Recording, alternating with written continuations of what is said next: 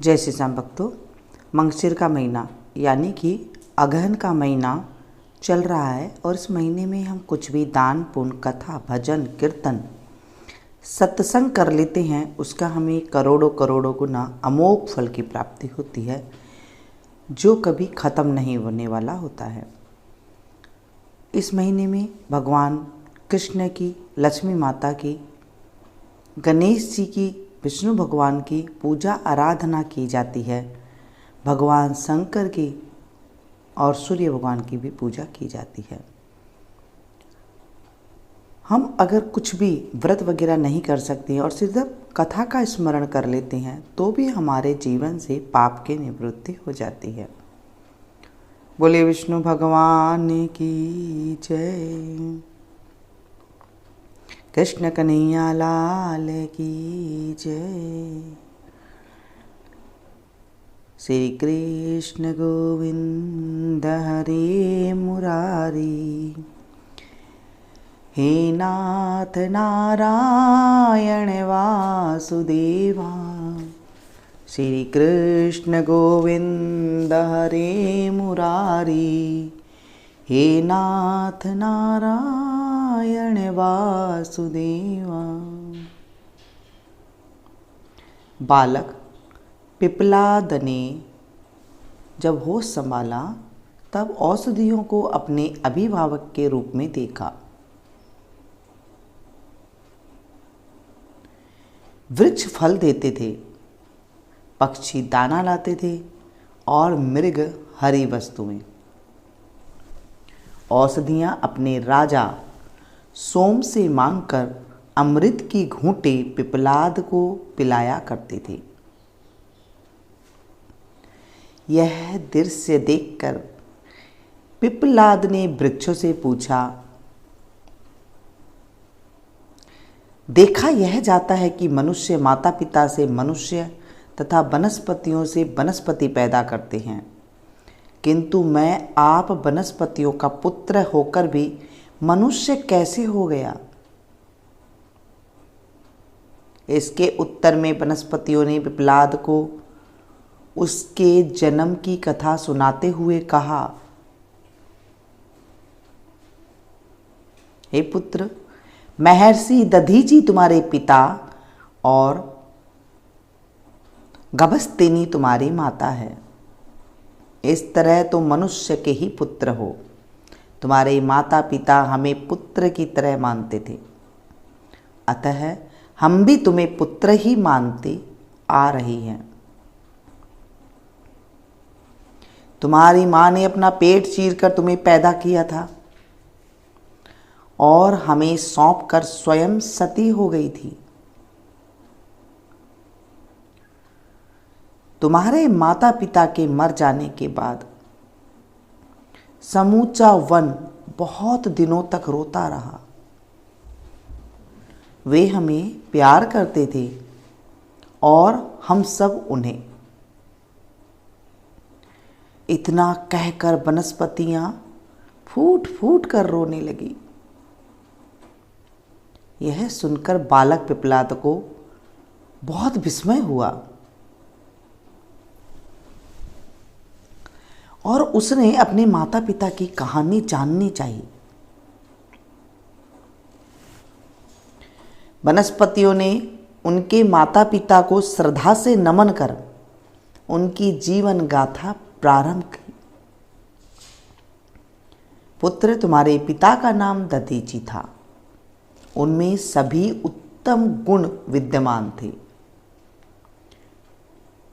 तुम्हारी माता उत्तम कुल की कन्या और पतिव्रता थी। उनका नाम गभस्तिनी था। वे लोपामुद्रा की बहन थी। तुम्हारे माता पिता ने तपस्या कर इतनी सामर्थ्य अर्जन कर ली थी कि उनके आश्रम पर दैत्य दानवों का आक्रमण नहीं हो पाता था। एक दिन विष्णु, इंद्र आदि सभी देवता आश्रम में आए। दैत्यों पर विजय पाने से वे प्रसन्न थे। तुम्हारे माता पिता ने उनका भावभीना सत्कार किया। देवताओं ने कहा, आप जैसे महर्षि जब हम लोगों पर इतनी कृपा रखते हैं तब हमारे लिए क्या दुर्लभ है। हमने शत्रुओं पर विजय प्राप्त कर ली है। अब चाहते हैं कि अपने अस्त्र शस्त्र आपके आश्रम में रख दें, क्योंकि तीनों लोकों में आपका आश्रम ही निरापद स्थान है। यहाँ आपकी तपस्या के प्रभाव से दैत्य आदि प्रवेश नहीं कर पाते हैं।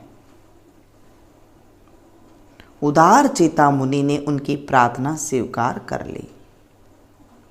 तुम्हारी माता ने उन्हें रोकते हुए कहा, नाथ, यह कार्य विरोध उत्पन्न करने वाला है। इस काम में आप न पड़े। आप तो समदर्शी हैं।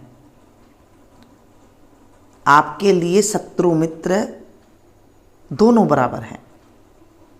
अस्त्र शस्त्र रखने से दैत्य और दानव आपसे शत्रुता रखने लगेंगे। धरोहर रूप में किसी का धन रखना साधु पुरुष के लिए उचित नहीं कहा गया है। महर्षि दधीचि ने कहा, देवता सृष्टि के रक्षक हैं और मैंने हाँ भी कर दिया है, इसलिए अब नहीं कहना अनुचित है। देवता भी अस्त्र शस्त्र आश्रम में रखकर चले गए। इधर दैत्य महर्षि ने द्वेष करने लगे। महर्षि से सभी द्वेष करने लगे। महर्षि को चिंता हुई कि दैत्य बड़े वीर तो हैं ही, साथ में तपस्वी भी हैं। जब वे आक्रमण करेंगे तब मैं शस्त्रों की रक्षा नहीं कर पाऊंगा। ऐसा विचार कर उन्होंने अस्त्र शस्त्रों की रक्षा के लिए एक उपाय किया। उन्होंने पवित्र जल को अभिमंत्रित कर उससे अस्त्र शस्त्र को नहलाया और उस जल को स्वयं पी लिया। तेज निकल जाने से वे सभी अस्त्र शस्त्र शक्तिहीन हो गए, इसलिए वे धीरे धीरे करके सब नष्ट हो गए। बहुत दिनों के बाद देवता महर्षि के आश्रम में पहुंचे, क्योंकि उनके शत्रुओं ने फिर से सिर उठाया था। महर्षि ने उन्हें बतलाया कि उन अस्त्रों की सुरक्षा के लिए उनका तेज मैंने पी लिया है। वे अब मेरी हड्डियों में मिल गई हैं। आप हड्डियां ही ले जाएं, मेरे शरीर का यह सुंदर उपयोग हो रहा है।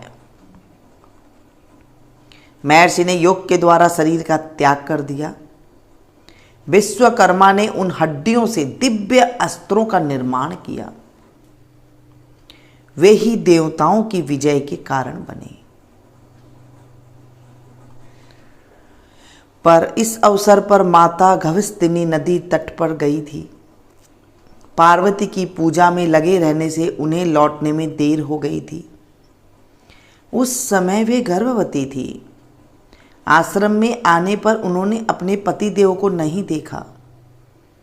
अग्नि देवता ने सारी घटना उन्हें सुना दी। उन्होंने पति के कार्य की सराहना की।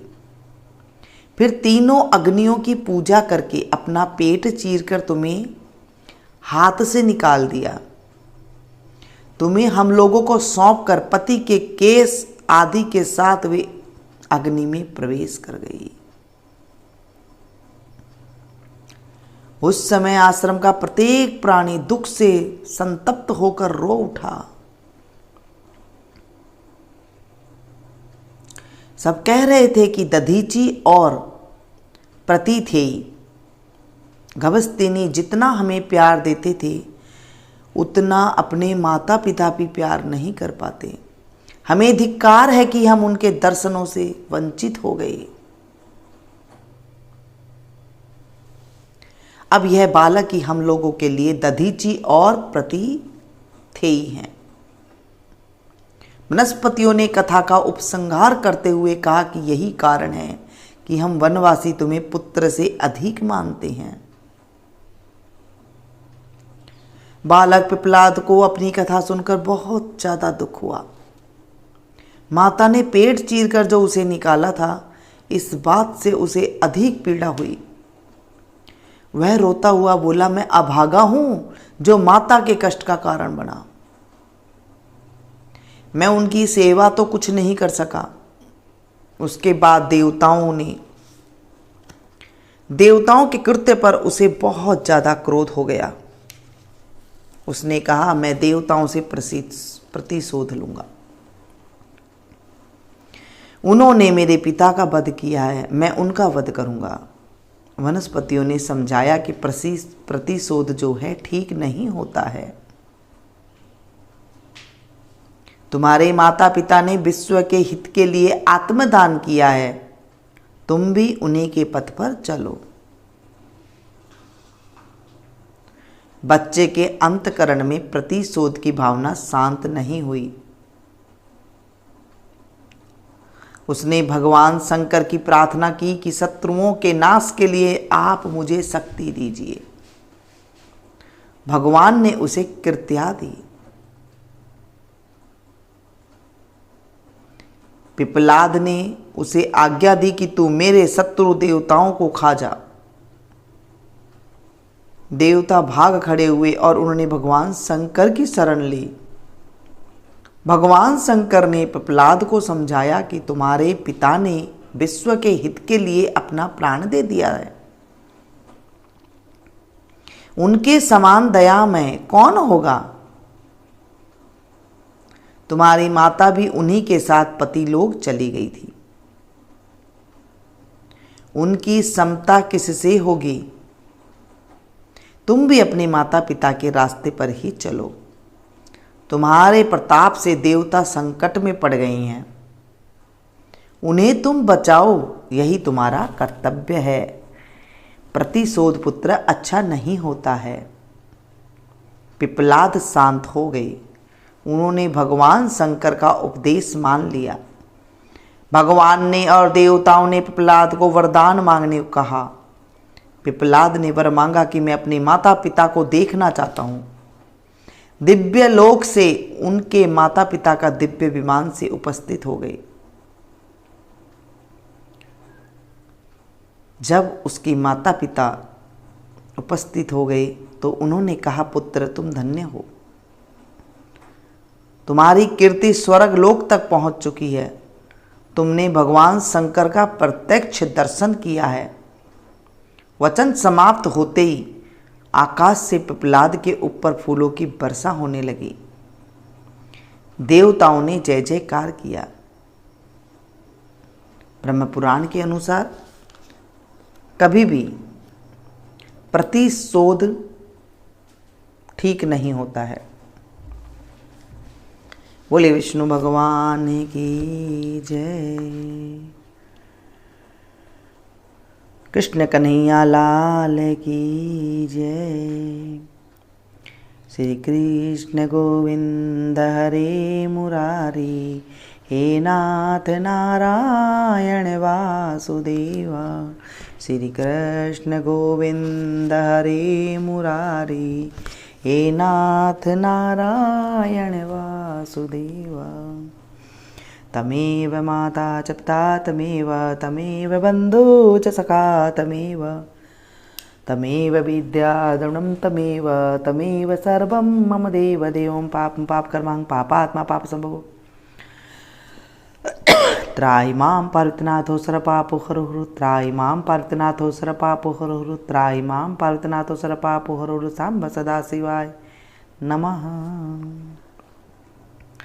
आज हमने मार्गशीर्ष मास की कथा का स्मरण किया है। इस कथा में कोई भी भूल चूक हो गई हो, कथा में कोई भी गलती हो गई हो तो हे प्रभु, हे नारायण, हे दीनानाथ, आप हमारी गलती को माफ़ करना, अधूरी है तो पूरी करना, पूरी है तो हे मेरे नाथ स्वीकार करना। जो जल आपने रखा है, चावल के दाने लिए हैं, उसे सूर्य भगवान को अर्घ दे सकते हैं या फिर किसी पौधे में भी आप डाल सकते हैं।